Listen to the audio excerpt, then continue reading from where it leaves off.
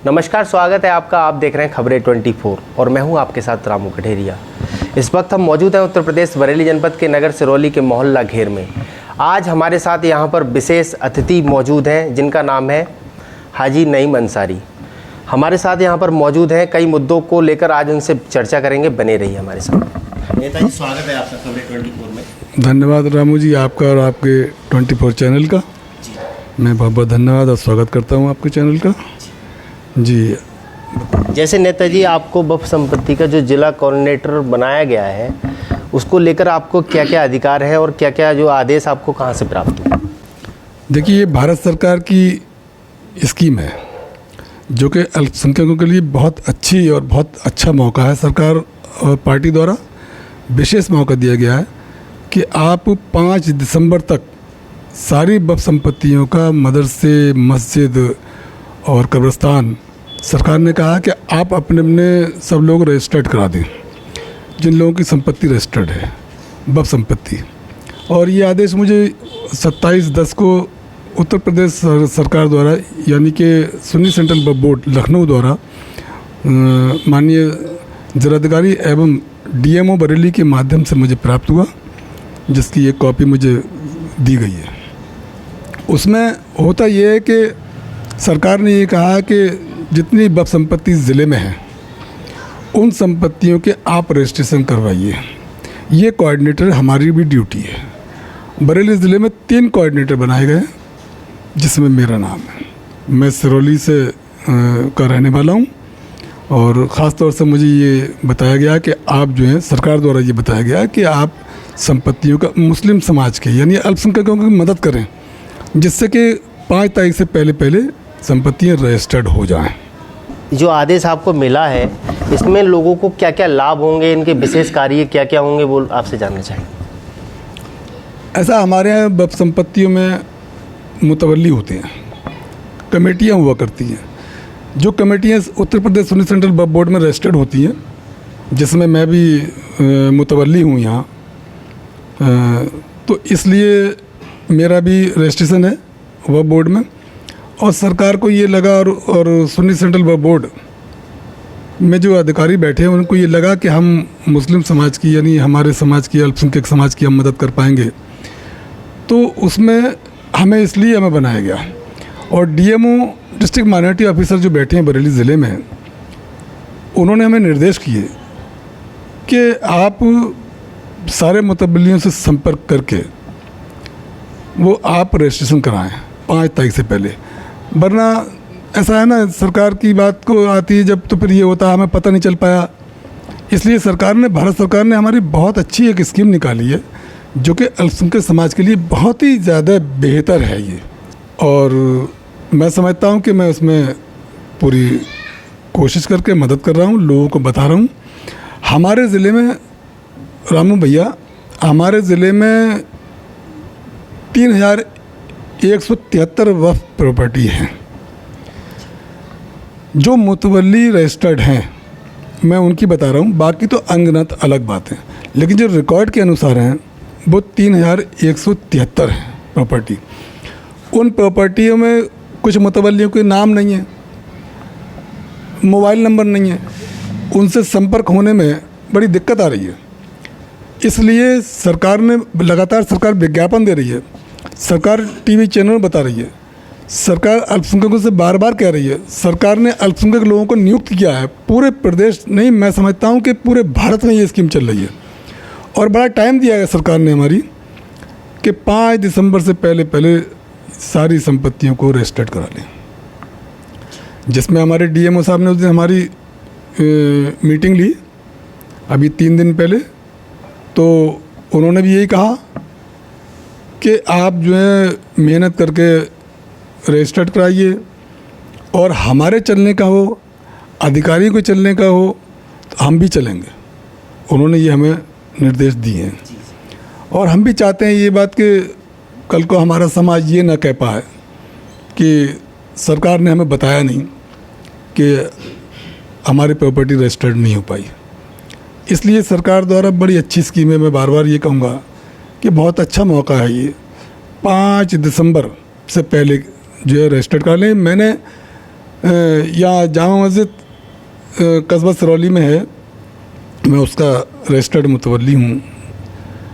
मैंने मस्जिद में खड़े होकर कहा था परसों शुक्र को 2 दिन पहले कि सरकार की स्कीम है ये कि आप लोग जो मुतवल्ली हैं वो अपनी संपत्तियों को रजिस्टर्ड करा लें। भारत सरकार द्वारा एक बहुत बढ़िया योजना और स्कीम निकाली गई, ये मुस्लिम समाज के हित में है। फिर कल को आप लोग, मैंने ये कहा कल को आप लोग ये मत कहना कि सरकार ने बताया नहीं और हमसे सवाल कर रही है। सवाल तो फिर होंगे बाद में, फिर जब नहीं कराओगे या तो सरकार मौका नहीं दे रही है आपको।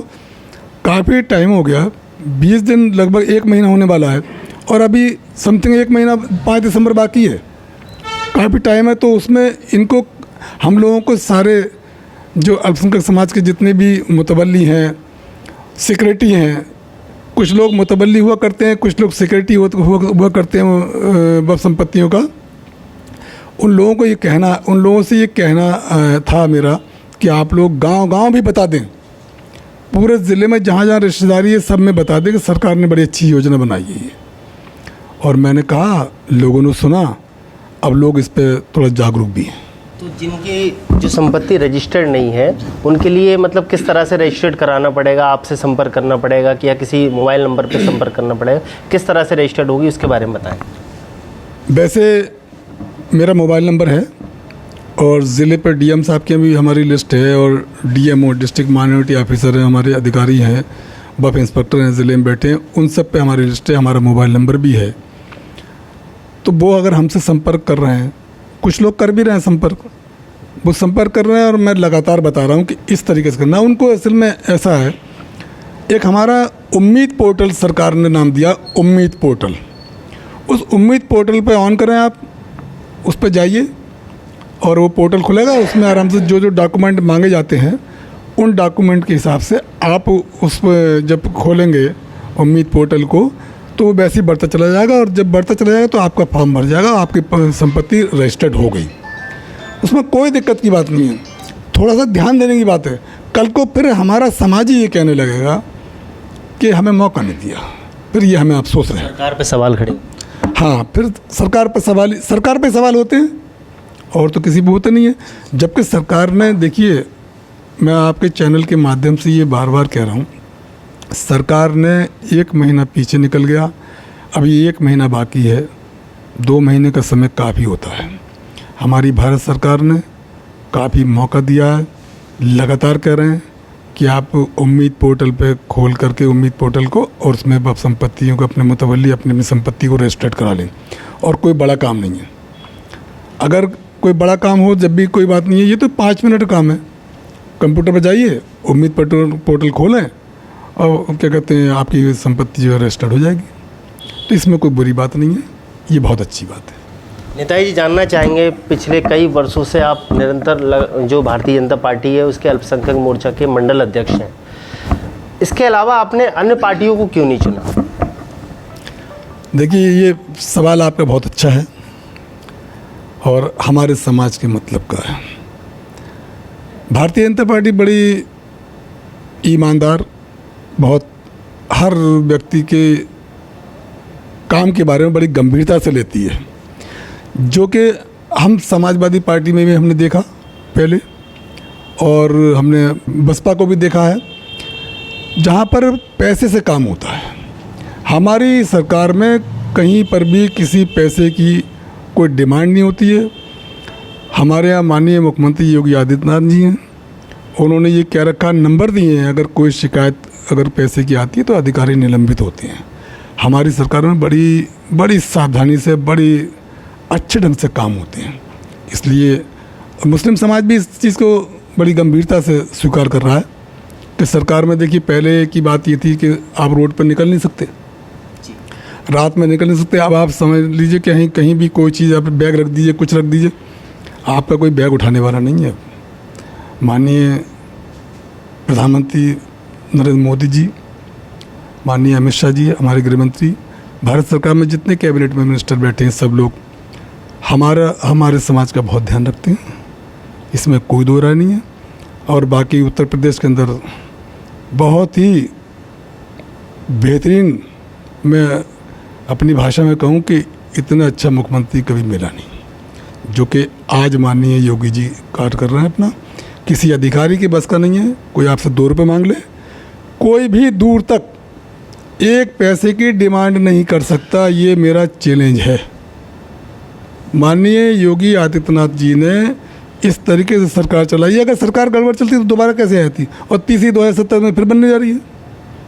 माननीय योगी जी को कोई नहीं रोक सकता, ये हम आपको बता दें। सरकार में कोई कमी नहीं है। कहने को तो कुछ भी कह लो, जो लोग गलत टाइप के होते हैं, जिन लोगों को पैसा कमाना होता है, जिन लोगों को धन कमाना होता है, प्रॉपर्टी घेरनी होती है, खेत घेरने होते हैं, मकान घेरने होते हैं, वो सब लोग सपा और बसपा इन्हीं पार्टियों में है। भाजपा में कोई ऐसा आदमी नहीं है। बहुत अच्छे सरकार चल रही है, इसलिए भाजपा को कोई भी आदमी अल्पसंख्यक समाज का कोई गलत साबित नहीं कर सकता, और ना ही करते हैं।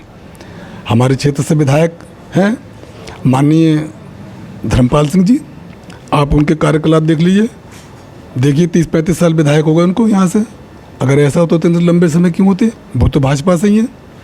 वो तो हमेशा ही कहते हैं भाजपा मेरी माँ है। अगर क्या कहते हैं, भाजपा में अगर हैं और गलत होता तो वो क्यों विधायक बनते लगातार, और मिनिस्टर क्यों बनते, कैबिनेट मिनिस्टर? हमारे यहाँ माननीय योगी आदित्यनाथ जी ने, या माननीय अमित शाह जी ने, या माननीय नरेंद्र मोदी जी ने, सबने परख के हमारी पार्टी में मिनिस्टर बनाए जाते हैं, जिसकी छवि साफ सुथरी हो, ईमानदार छवि का हो, उसको हमारी सरकार मिनिस्टर बनाती है। संदेश देना चाहेंगे हमारे चैनल के माध्यम से? आपको लाखों लोग देख रहे हैं इस समय, क्या संदेश देना चाहेंगे? संदेश ये देना चाहेंगे हम, देखिए आपके चैनल के माध्यम से, कि भारतीय जनता पार्टी अगर सही बात यह है कि अल्पसंख्यक समाज पे बहुत एहसान कर रही है, इस बात का एहसान कर रही है कि हमें मुस्लिम समाज को वो 2 महीने से लगातार कह रही है कि आप बप संपत्तियों के मुतवल्ली हैं तो उसको रजिस्टर्ड करा लें।